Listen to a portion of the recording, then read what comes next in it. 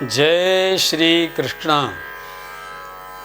आप सभी श्रवण कर रहे हैं योग वशिष्ठ की गूढ़ चर्चा, गूढ़ कथा।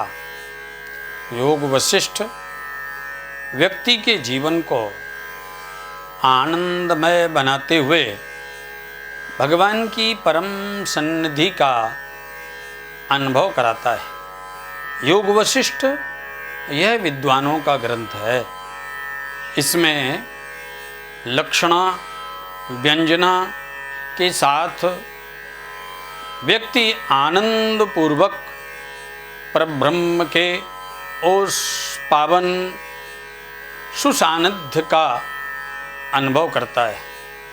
योग वशिष्ठ में विशेष करके सिद्धांतों की चर्चा है।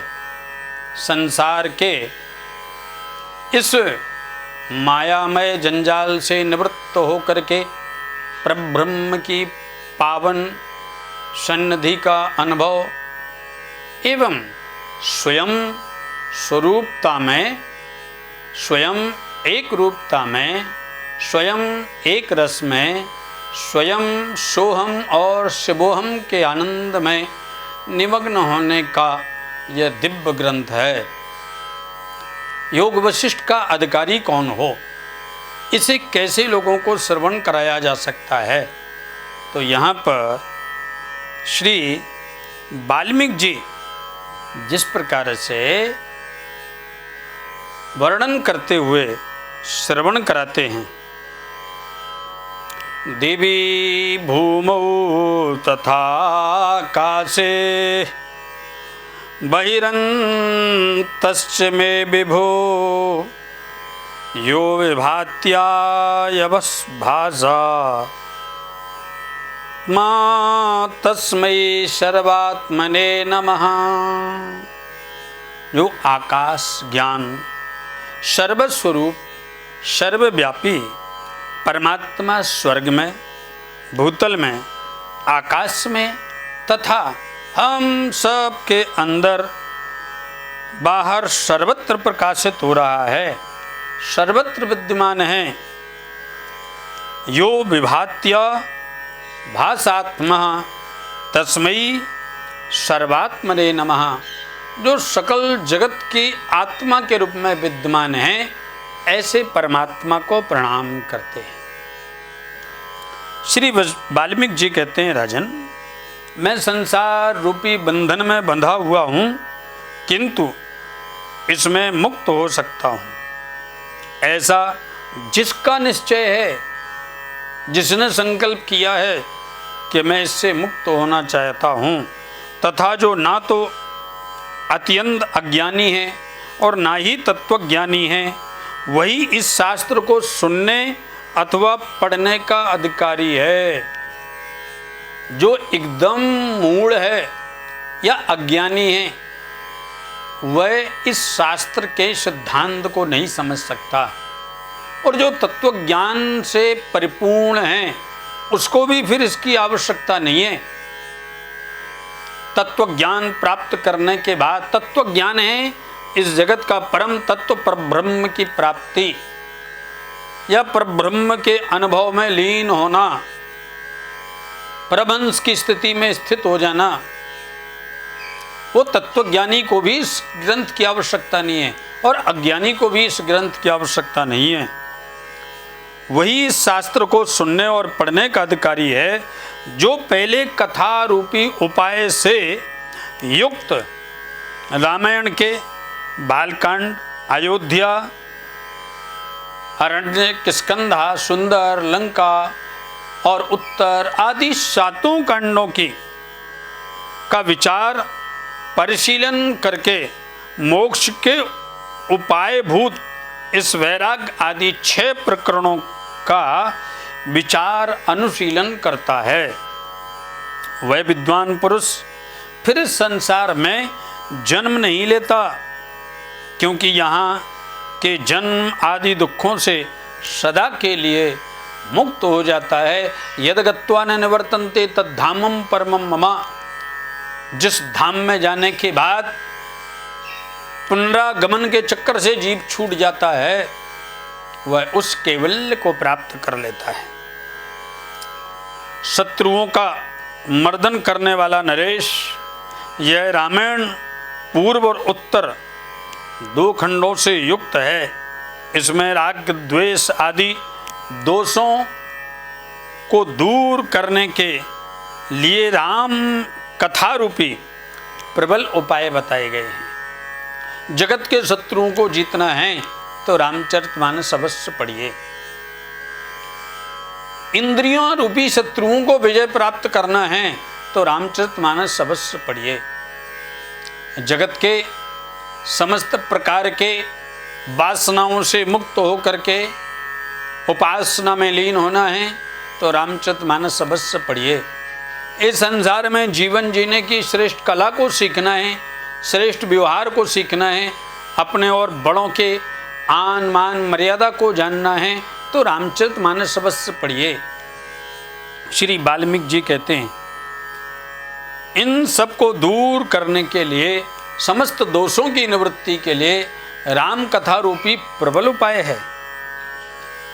पहले इन बाल आदि 7 कांडों की रचना करके मैंने एकाग्र चित्त हो अपने बुद्धि एवं विनयशील शिष्य भरद्वाज को इसका ज्ञान प्रदान किया। ध्यान रखना, संत शास्त्रों के साथ सदैव रंजन करते हैं, मंथन करते हैं, आत्म तत्व को खोज करके समाज को प्रदान करते हैं। वाल्मीकि जी ने जब रामचरितमानस परिपूर्ण कर ली, उसके बाद में योग वासिष्ठ का निर्माण किया और सर्वप्रथम श्रोता कौन हुए? भरद्वाज जी। ठीक उसी प्रकार जैसे समुद्र मणि या रत्न की इच्छा रखने वाले याचक को मणि प्रदान करता है, बुद्धिमान भरद्वाज ने मुझसे कथा रूपी उपाय वाले इस 7 कांडों का अध्ययन करने के पश्चात मेरु पर्वत के किसी गहन वन में ब्रह्मा जी के सामने इसका वर्णन किया। इस महान आशय वाले लोक पितामह भगवान ब्रह्मा भरद्वाज के ऊपर अत्यंत संतुष्ट हुए और उनसे बोले, बेटा तुम मुझसे कोई वर मांग लो। भरद्वाज जी ने कहा, भगवान भूत भविष्य वर्तमान के स्वामी पितामह, जिस उपाय से यह समस्त मानव जगत समुदाय संपूर्ण दुखों से छुटकारा पा जाए, वह मुझे बताने की कृपा करें। आज मुझे यही वर अच्छा लगता है। ब्रह्मा जी ने कहा, हे वत्स, तुम इस विषय में शीघ्र ही यत्न पूर्वक अपने गुरु वाल्मीकि जी से प्रार्थना करो। उन्होंने जिस निर्दोष श्रेष्ठ संपूर्ण शास्त्रों का सार, उपनिषदों का सार रूपी रामायण की रचना आरंभ की है, उसका श्रवण कर लेने पर मनुष्य समस्त मोह को पार हो जाता है। वाल्मीकि जी कहते हैं भरद्वाज से, यों कहकर संपूर्ण भूतों से सृष्टा भगवान ब्रह्मा उनके साथ ही मेरे आश्रम पर आए। उस समय मैंने शीघ्र ही अर्घ पाद आचमनी नैवेद्य आदि से आतिथ्य संस्कार किया, ब्रह्मा जी का पूजन किया। तत्पश्चात समस्त प्राणियों के हित में तत्पर रहने वाले ब्रह्मा जी ने मुझसे कहा, श्रेष्ठ महर्षि, श्री रामचंद्र जी के स्वभाव एवं स्वरूप का वर्णन करने वाले इस श्रेष्ठ रामायण का आरंभ करके जब तक इसकी समाप्ति ना हो जाए, तब तक कितना ही उद्योग क्यों ना हो, तुम उसका परित्याग ही करना, लेकिन शास्त्र का निर्माण चलते रहना चाहिए। इस ग्रंथ का परित्याग मत करना। इस ग्रंथ के अनुशूलन से यह जगत इस संसार रूपी क्लेश से उसी प्रकार शीघ्र पार हो जाएगा जैसे जहाज के द्वारा लोग अविलंब समुद्र से पार हो जाते हैं। रामचरितमानस में कितना सुंदर विवेचन वाल्मीकि जी ने किया है। प्रभु राम की कृपा से भवसागर को व्यक्ति कैसे पार कर सकता है, उसके बारे में कहा है, गाय के खुर के समान इस जगत के संसार रूपी समुद्र को आप पार कर सकते हैं। तुम लोक हित के लिए इस रामायण नामक शास्त्र की रचना करो। इसी बात को कहने के लिए मैं स्वयं यहाँ आया हूँ। तत्पश्चात मेरे उस पवित्र आश्रम से उसी क्षण अदृश्य हो गए। तब भरद्वाज ने कहा, भगवन महामना रामचंद्र जी, भरत जी, लक्ष्मण जी, शत्रुघ्न जी, यशस्वी माता भगवती जानकी देवी तथा श्री रामचंद्र जी का अनुसरण करने वाले परम बुद्धिमान मंत्री पुत्र सब इन सब से इस संसार रूपी संकट में पड़कर कैसा व्यवहार किया था, यह सब मुझे बताइए। यह सुनकर अन्य लोगों के साथ मैं भी वैसा ही बर्ताव करूँगा, व्यवहार करूँगा, संसार के साथ उसी प्रकार से संबंध रखूँगा। वाल्मीकि जी कहते हैं, राजेंद्र, जब भरद्वाज जी ने आदरपूर्वक मुझसे पूर्वोक्त विषय का प्रतिपादन करने के लिए अनुरोध किया, तब मैं भगवान ब्रह्मा जी की आज्ञानुसार उक्त विषय में वर्णन में प्रवृत्त हुआ, राम जी के दिव्य चरित्र को सुनाने में प्रवृत्त हुआ और बोले, वत्स भरद्वाज सुनो, तुमने जैसा पूछा है यह सर्वोत्तम प्रश्न है। इसके अनुसार तुम्हें सब कुछ बताता हूँ। मेरे उपदेश को सुनने से तुम अपना सारा मोह दूर कर सकोगे। बुद्धिमान भरद्वाज, तुम जैसा ही व्यवहार करो, जैसा ही आनंद स्वरूप कमल नयन भगवान श्री राम ने समस्त संसार में अनासक्त भाव से रहकर किया था। भगवान इस जगत में आते जरूर हैं, लेकिन जगत का प्रभाव जगदीश पर नहीं होता। भगवान अनासक्त भाव से व्यवहार करते हैं और सबके बन करके रहते हैं। भगवान का स्वरूप है, स्वभाव है, सबसे प्रेम करते हैं। भक्त से भी प्रेम करते हैं, अभक्त से भी प्रेम करते हैं, क्रोधी से भी प्रेम करते हैं, तो जगत के हर जीव से प्रेम करते हैं, हिंसक से भी करते हैं और सात्विक से भी करते हैं। सतरजतम तीनों गुणों से आविर्भूत इस जगत के जीवों के साथ भगवान सबसे स्नेह रखते हैं। महात्मा भरत, लक्ष्मण, शत्रुघ्न, माता कौशल्या, सुमित्रा, माता जानकी, महाराजा दशरथ, श्री राम का सखा कृतास्त्र और अविरोध पुरोहित वशिष्ठ, श्री वामदेव जी तथा अन्यान 8 मंत्री, ये सभी ज्ञान में पारंगत थे। ध्यान रखना, ये सब ज्ञानवान थे। धृति, जयंत, भाष्य, सत्यवादी, विजय, विभीषण, सुषेण, हनुमान और इंद्रजित, ये सब श्री राम जी के 8 मंत्री बताए गए हैं। भगवान राम जी के कितने मंत्री? 8। ये सब के सब समदर्शी थे। बहुत ध्यान से सुनना, मंत्री समदृष्टा होना चाहिए, उसका कोई अपना नहीं और कोई पराया नहीं, एक समान सब। इनका चित्त विषयों में आसक्त नहीं था, विषय वासना से परे।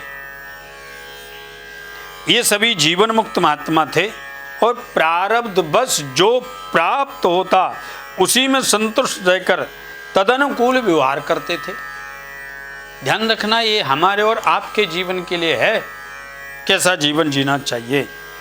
बेटा, इन लोगों ने जिस प्रकार से होम, दान तथा आदान प्रदान किया था, इससे जगत में जिस प्रकार निवास किया था और जिस प्रकार स्मरण चिंतन तथा श्रौत्र स्मार्त कर्मों का पालन किया था, उसी प्रकार यदि तुम भी बर्ताव करते हो तो संसार रूपी संकट से छूटते हुए ही हो। फिर जगत का जंजाल तुमको फंसा नहीं सकता है, पुनरागमन के चक्कर में तुमको पड़ना नहीं पड़ेगा, जीते जी तुम जीवन मुक्त हो जाओगे। उदार एवं सत्य गुण से संपन्न पुरुष अपार संसार समुद्र में गिरने पर भी यदि उपर्युक्त उत्कृष्ट साधन को अपना ले तो उसे ना तो शोक प्राप्त होता है और ना ही वह दीनता तथा अथवा दुख में ही पड़ता है। सब प्रकार की चिंताओं से मुक्त हो वह परमानंद सुधा का पान करके सदा के लिए परम तृप्त हो जाता है। इस प्रकार से श्री वाल्मीकि जी ने बहुत सुंदर चर्चा करते हुए अधिकारी के बारे में बताया, रामायण के अनुशीलन की महिमा के बारे में बताया, भरद्वाज जी को ब्रह्मा जी के वरदान के बारे में बताया और ब्रह्मा जी की वाल्मीकि जी को आज्ञा के बारे में चर्चा की। इसके बाद भरद्वाज जी ने प्रश्न किया है, जीवन मुक्त के स्वरूप का विचार, जीवन मुक्त का शरीर क्या है, स्वभाव क्या है, स्वरूप क्या है, जगत के मिथ्यापवाद, जगन मिथ्या, ब्रह्म सत्यम जगन मिथ्या आदि शंकराचार्य जी का वचन है, ये क्या है, तथा द्विविध वासना का निरूपण और भगवान श्री राम की तीर्थ यात्रा का वर्णन, ये सब करने की कृपा करें।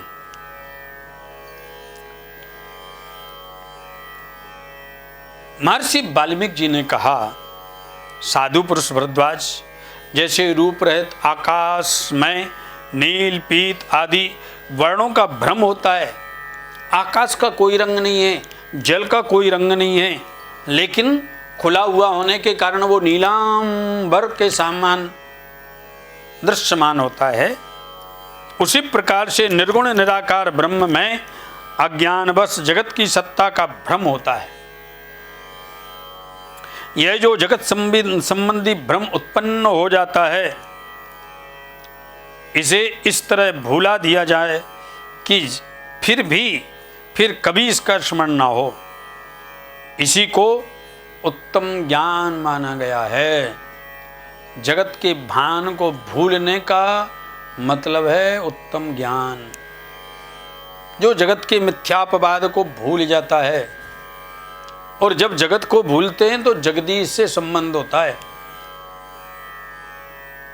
आद्य शंकराचार्य जी स्पष्ट कहते हैं, ब्रह्म सत्यम जगन मिथ्या। ये जीव का वस्तुतः सत्य संबंध किससे? बोले ब्रह्म से है, और मिथ्या संबंध बोले जगत से है। अब हम मिथ्या संबंध में फंसे हैं या सत्य संबंध में फंसे हैं, ये आपको देखना है, ये हमको देखना है।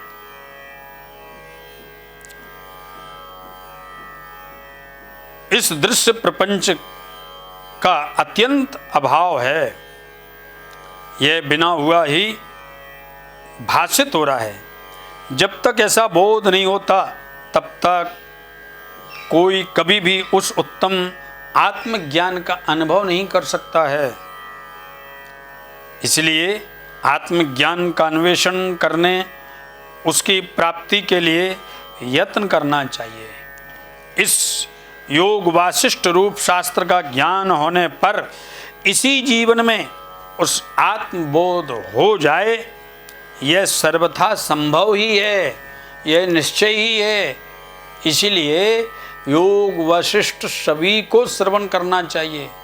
यह उत्तम कथा, श्रेष्ठ कथा, आत्म अनुभव कराने वाली। ये मिथ्या जगत के संबंध का और ब्रह्म संबंध का सही आपको ज्ञान प्रदान करने वाली कथा योग वशिष्ठ की कथा है। जीवन में उस आत्म तत्व का बोध हो जाएगा, यह सर्वथा संभव है, वह होकर ही रहेगा। इस उद्देश्य से शास्त्र का विस्तार किया जाता है।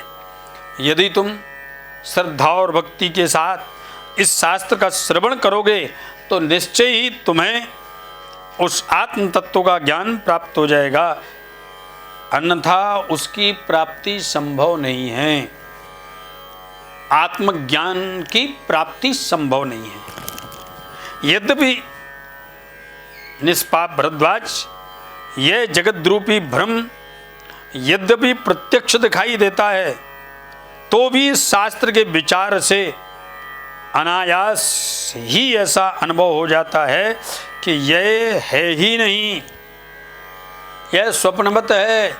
स्वप्न में सोते समय हम देखते हैं कि जो हम स्वप्न देख रहे हैं वो प्रत्यक्ष है, लेकिन जब निद्रा टूटती है, स्वप्नावस्था से निवृत्त होते हैं, जब जागृत होते हैं तो पता चलता है ओह ये तो स्वप्नावस्था है, वो तो है ही नहीं। योग वशिष्ठ यही कराता है। जो हम जगत की माया रूपी स्वप्न में फंसे हुए हैं, इस माया से योग वशिष्ठ निवृत्त करके ज्ञान रूपी आत्म तत्व का दर्शन करा करके ब्रह्म संबंध कर देता है। भरद्वाज,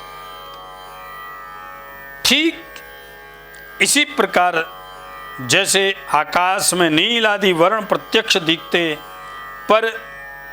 दिखने पर भी विचार करने से बिना परिश्रम के ये समझ में आ जाता है कि इसका कोई अस्तित्व नहीं है। आकाश तो खुला हुआ है, उसका कोई रंग ही नहीं है। यह दृश्य जगत वास्तव में है ही नहीं, ऐसा बोध होने पर जब मन से दृश्य प्रपंच का मार्जन माने निवारण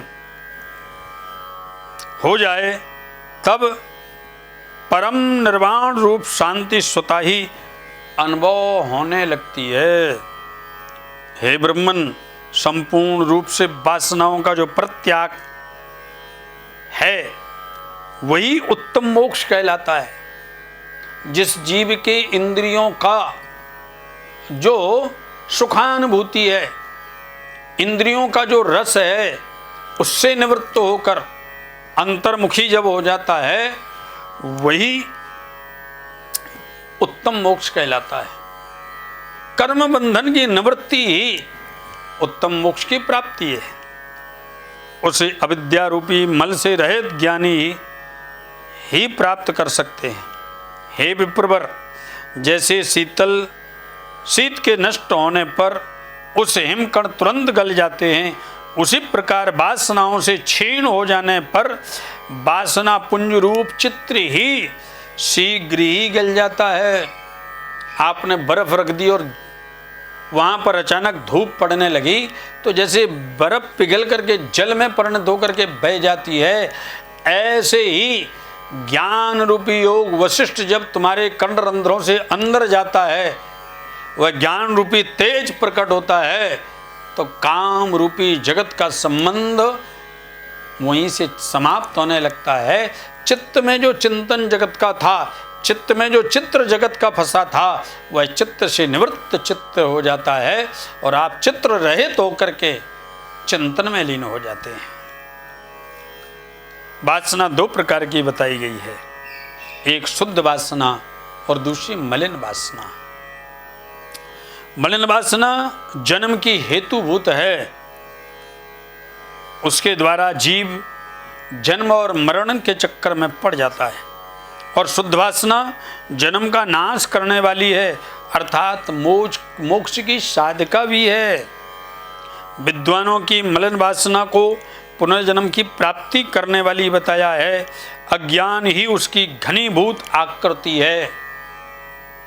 उस मलिन वासना की आकृति क्या है? अज्ञान। तथा वह बड़े हुए अहंकार से सुशोभित होती है, जो भुने हुए बीज के समान पुनर्जन्म रूपी अंकुर को उत्पन्न करने की शक्ति को त्याग कर केवल शरीर धारण मात्र के लिए स्थित रहती है। वह वासना शुद्ध कही गई है। जो भुना हुआ बीज तो है, लेकिन उसे आप भूंज दीजिए और फिर कैसे भी खाद पानी युक्त उर्वरा युक्त भूमि में डालिए, वह उग नहीं सकेगा, क्योंकि वह भुन चुका है। ऐसे ही जो ब्रह्म प्राप्ति के लिए ज्ञान रूपी तत्व से भुन गया है, उसकी कामनाएं जल के समाप्त हो गई हैं, जगत की, बंधन की, माया की, मोह की, अर्थ की, काम की। फिर उसे जगत में रहते हुए भी जगत का संबंध पुनर्जन्म के चक्कर में नहीं डाल सकता, वह आवागमन के चक्कर से मुक्त हो जाता है। वे फिर जगत जन्म रूप अनर्थ के भाजन नहीं होते। जानने योग महात्मा के तत्व को जानने वाले वे परम बुद्धिमान पुरुष जीवन मुक्त कहलाते हैं, उन्हीं का नाम जीवन मुक्त है। महामते भरद्वाज, अब तुम श्री रामचंद्र जी की जीवन चर्चा के संबंध में रखने वाली इस मंगल कारिणी कथा का क्रमशः श्रवण करो, मैं उसका वर्णन करूंगा। उसी के द्वारा तुम सदा के लिए संपूर्ण तत्व का ज्ञान प्राप्त कर लोगे। हे वत्स, जिन्हें कहीं से भी कोई भय नहीं है, वे निर्भय भगवान कमल नयन श्री राम जब अयोध्या के पश्चात अध्ययन के पश्चात विद्यालय से निकलकर घर को लौटे, तब भांति भांति की लीलाएं करते हुए उन्होंने राजभवन में कुछ दिन व्यतीत किए। तदनंतर कुछ समय बीतने पर जबकि राजा दशरथ जी भूमंडल के पालन में लगे थे और प्रजा वर्ग के लोग रोग शोक से रहित हो बड़े सुख और आनंद से दिन व्यतीत कर रहे थे, एक दिन अत्यंत करुणामय गुणों से सुशोभित होने पर भगवान रामचंद्र जी के मन में तीर्थ और पुण्यमय आश्रम के दर्शन करने की अत्यंत उत्कंठा जाग उठी। श्री वाल्मीकि जी कहते हैं, तब श्री राम जी ने अपने पिता के पास जाकर उनके चरण कमलों में प्रणाम किया और इस प्रकार से कहा। भगवान श्री राम ने कहा, पिताश्री, मेरे स्वामी महाराज, मेरे मन में तीर्थों, देव मंदिरों, वनों, आश्रमों का दर्शन करने की बड़ी उत्कंठा हो रही है। आपके समक्ष मेरी यह पहली याचना है, आप इसे सफल करने योग्य हैं। पिताश्री, संसार में ऐसा कोई याचक नहीं जिसे अविष्ट वस्तु देकर आपने उसका आदर न किया हो। श्री राम जी की पहली बार प्रार्थी होकर राजा के समक्ष उपस्थित हुए थे। उनके इस प्रकार प्रार्थना करने पर महाराजा दशरथ ने वशिष्ठ जी के साथ विचार करके उन्हें तीर्थ यात्रा करने की आज्ञा दे दी। उस समय शुभ नक्षत्र और शुभ दिन में ब्राह्मणों ने आकर के उनके लिए स्वस्ति वाचन किया। उनके शरीर को मांगलिक वेशभूषा से अलंकृत किया गया। माताओं ने उन्हें हृदय से लगाकर आशीर्वाद दिया और आभूषणों से सुसज्जित किया। फिर वे रघुनाथ जी तीर्थ यात्रा के लिए भरत जी और शत्रुघ्न, इन दोनों भाइयों के साथ वशिष्ठ जी के भेजे हुए शास्त्रज्ञ ब्राह्मणों तथा उनके ऊपर स्नेह रखने वाले कुछ गिने चुने राजकुमार के साथ अपने उस राजमहल से बाहर निकले। कभी भी तीर्थ यात्रा करने जाएं, तीर्थ पुरोहित को साथ में ले जाएं, ब्राह्मणों से स्वस्ति वाचन कराएं, अपने पूर्वजों का आशीर्वाद लेकर के घर से निकलें, माता पिता को प्रणाम करके आशीर्वाद लेकर के तीर्थ यात्रा के लिए जाएं। ये भगवान मर्यादा पुरुषोत्तम की पहली तीर्थ यात्रा है। भगवान रामचंद्र जी दान मान आदि से ब्राह्मणों को अपने अनुकूल बनाते, सब ओर से प्रजा के आशीर्वाद सुनते और संपूर्ण दिशाओं के दृश्यों का दृष्टिपात करके वन प्रदेशों में भ्रमण करने लगे। उन्होंने अपने निवास स्थान उस कौशल जनपद से आरंभ करके स्नान, दान, तप, ध्यान पूर्वक क्रमशः समस्त तीर्थों के स्थानों का दर्शन किया। नदियों के पवित्र तट, पुण्यवन, पावन आश्रम, वन, जनपदों की सीमाओं में स्थित समुद्र, पर्वतों के तट, चंद्रमा के समान उज्ज्वल आभा वाली भागीरथी गंगा, नील कमल सी कांति वाली निर्मल कलकल निनादिनी श्याम सुंदरी यमुना, सरस्वती, सतलज, चंद्रभागा जैसे चिनाब कहते हैं, इरावती, रावी, वेणी, कृष्णवेणी, निर्विंध्या, सरजू, वेत्रवती, चर्मण्यवती, वितस्ता झेलम, विपासा व्यास, बाहुदा, प्रयाग, नैमिषारण्य, धर्मारण्य, गया, वाराणसी, काशी, श्रीशैल, केदारनाथ, पुष्कर, क्रम प्राप्त मानस, मानसरोवर, उत्तर मानस, वड़वामुख, अन्य तीर्थ समुदाय, अग्नि तीर्थ, महातीर्थ, इंद्रद्युम्न सरोवर आदि पुण्य तीर्थ सरोवर, शरताएं, नद, तालाब या कुंड, इन सब का उन्होंने आदर पूर्वक दर्शन किया। बैणी नदी से मिलने से पहले केवल वेणी कहलाती है और कृष्णा में संगम होने के पश्चात वह उसका नाम कृष्ण वेणी हो जाता है।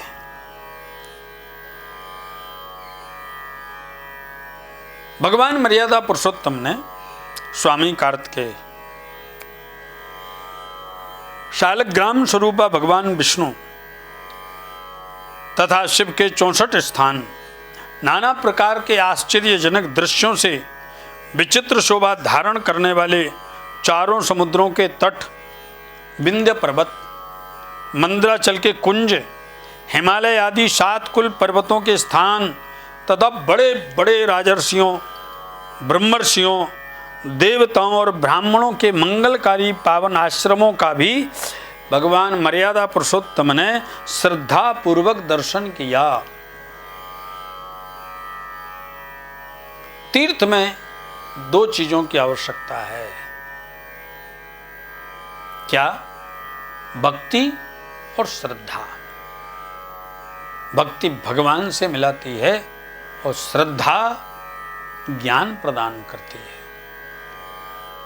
श्रद्धा विश्वास रूपणो, बिना विश्वास के भक्ति नहीं होती और बिना भक्ति के भगवान प्राप्त नहीं होते और बिना श्रद्धा के कभी ज्ञान प्राप्त नहीं होता। गुरु के प्रति श्रद्धा, ग्रंथ के प्रति श्रद्धा, भगवान के प्रति श्रद्धा, शास्त्र के प्रति श्रद्धा, संत के प्रति श्रद्धा होगी तो तुमको कुछ ज्ञान प्राप्त होगा।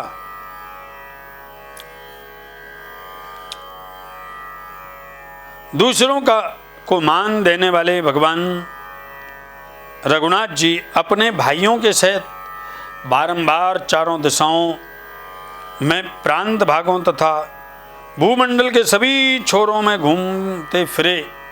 जैसे देवता आदि सम्मानित भगवान शंकर संपूर्ण दिशाओं में विहार करके पुनः शिवलोक में लौट आते हैं, उसी प्रकार से भगवान रामचंद्र जी देवताओं, किन्नरों तथा मनुष्यों से सम्मानित हो इस संपूर्ण भूमंडल का अवलोकन करके फिर अपने घर पर लौट करके आए, अवध में लौट करके आए।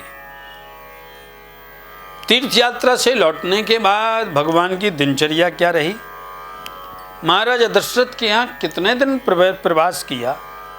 राजा दशरथ ने विश्वामित्र जी के आगमन पर कैसे किया उनका सम्मान, कैसे उनका आदर सत्कार किया, यह सारे प्रश्न भरद्वाज जी ने वाल्मीकि जी से पूछे।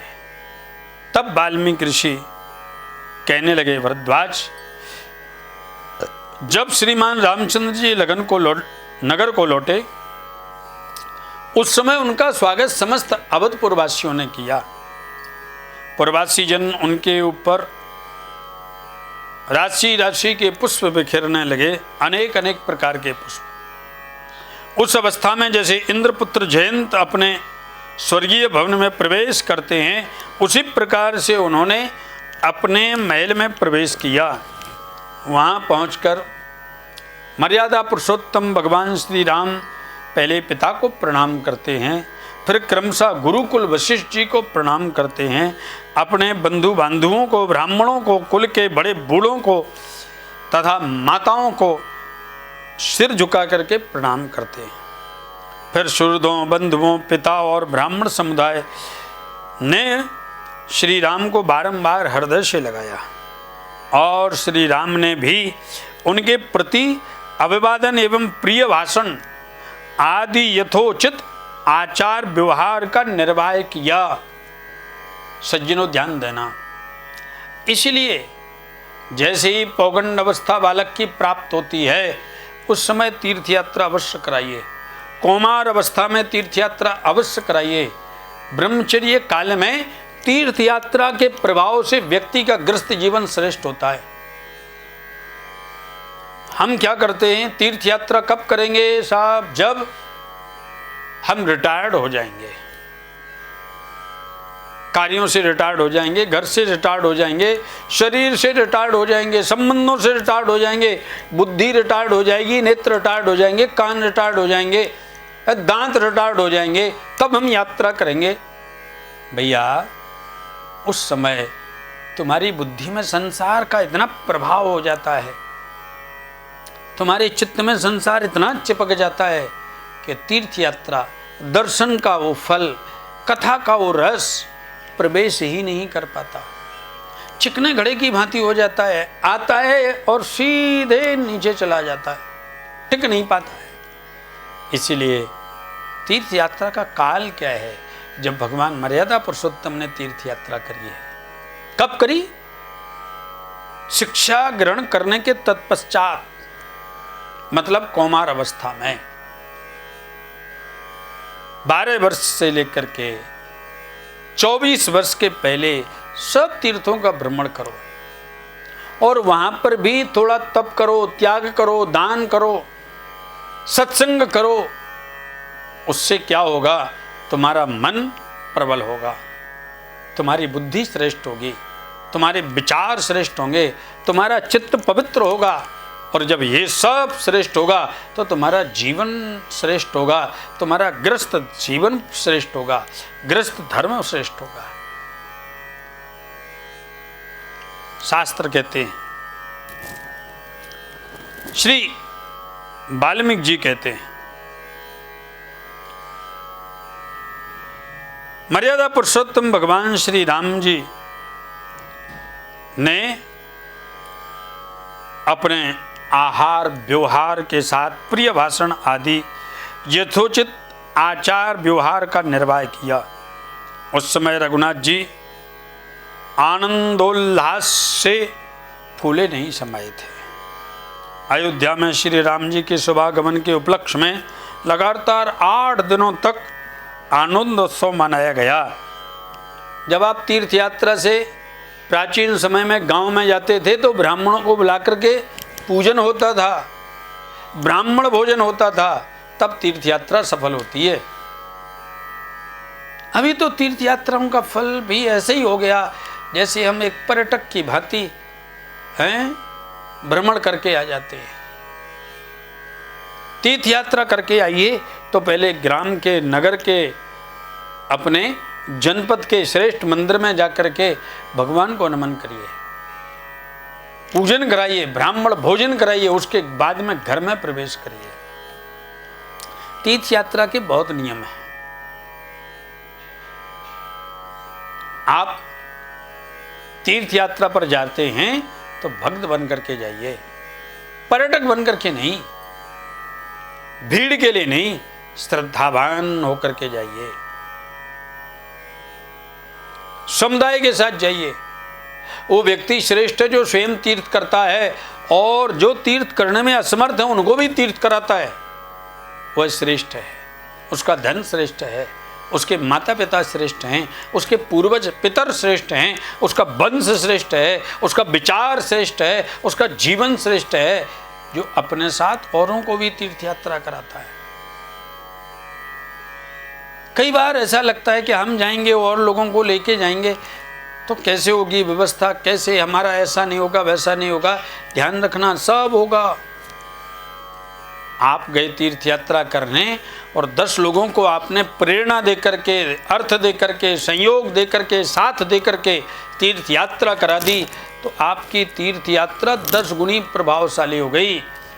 10 यात्रा करने के बराबर आपको लाभ प्राप्त हो गया। इसलिए भगवान तीर्थ यात्रा में अकेले नहीं गए, ब्राह्मणों को लेकर के गए, अपने भाइयों को लेकर के गए, अपने मित्रों को लेकर के गए, अपने साथियों को लेकर के गए, राजकुमारों को लेकर के गए, सबको लेकर के तीर्थ यात्रा करिए। लगातार 8 दिनों तक आनंद उत्सव मनाया गया। वाल्मीकि जी कहते हैं, भरद्वाज, उस समय हर्ष से मत वाली जनता के द्वारा सुखपूर्वक गाए गए गीत, वाद्य आदि मधुर कोलाहल सब ओर व्याप्त हो रहा था। तब से रघुनाथ जी विभिन्न देशों में प्रचलित नाना प्रकार के रहन सहन का जहां तहां वर्णन करते हुए घर में ही आनंद पूर्वक रहने लगे। भगवान मर्यादा पुरुषोत्तम प्रातः काल उठकर के स्नान आदि से निवृत्त होकर विधि पूर्वक नित्य संध्या वंदन करते। ध्यान रखना, कभी किसी को भी नित्य कर्म नहीं छोड़ना चाहिए। बाल्यावस्था में, युवावस्था में, ग्रस्त अवस्था में, वानप्रस्थ में, संन्यास में दिनचर्या से विमुख नहीं होना चाहिए। राजभवन में सभा में बैठे हुए अपने इंद्रतुल्य तेजस्वी पिता श्री महाराजा दशरथ का दर्शन किया करते थे। वहाँ एक पैर तक वशिष्ठ जी आदि के साथ बैठकर आदर पूर्वक ज्ञान भरी कथा वार्ता सुना करते थे। योग वशिष्ठ में लिखा है, नित्य अपने बालकों को कथा सुनाइए, भगवत चरित्र सुनाइए। शायद स्कूल आदि में तो अब वो शिक्षा प्राप्त कम हो पाती या हो ही नहीं पाती, तो आप तो शिक्षा दे सकते हैं। आप बच्चों के लिए समय निकालिए, कुछ शास्त्र के लिए समय निकालिए, नित्य प्रति कथा श्रवण करिए। रामचरितमानस की कथा, भागवत की कथा, महाभारत की कथा, विष्णु पुराण, अग्नि पुराण, स्कंद पुराण, पद्म पुराण, जिसका भी मन करे वो कथा सुनाइए। कथा वार्ता सुना करते थे। भाइयों के साथ तीर्थ यात्रा से लौटने पर रघुनाथ जी प्रायः ऐसी ही दिनचर्या को अपना कर अपने अवध में आनंद पूर्वक निवास करते। हे निष्पाप भरद्वाज, श्री रामचंद्र जी प्रत्येक चेष्टानुसार राजोचित व्यवहार के कारण बड़े मनोहारी प्रतीत होती थी भगवान की लीला। वह सत्पुरुषों के चित्त में चंद्रमा की भांति चांदनी के समान आह्लाद उत्पन्न करती थी। सभी उनकी भूरी भूरी प्रशंसा करते थे तथा वह अमृत रस के समान मधुर, सुंदर, कोमल होती थी। ऐसी ही चेष्टा के द्वारा वे दिन व्यतीत किया करते थे। यह भगवान की दिनचर्या के बारे में अद्भुत वर्णन किया है। महाराजा दशरथ जी के साथ में आनंद पूर्वक निवास करते हुए पिता को प्रसन्न किया, माता को प्रसन्न किया, गुरु को प्रसन्न किया तथा इष्ट देव का भी आराधन भगवान मर्यादा पुरुषोत्तम श्री राम जी ने किया है। इस चर्चा को आप कल के दिव्य चरित्र में अवश्य श्रवण करिए। योग वशिष्ठ नित्य श्रवण करिए। जय श्री कृष्ण, जय श्री राधे।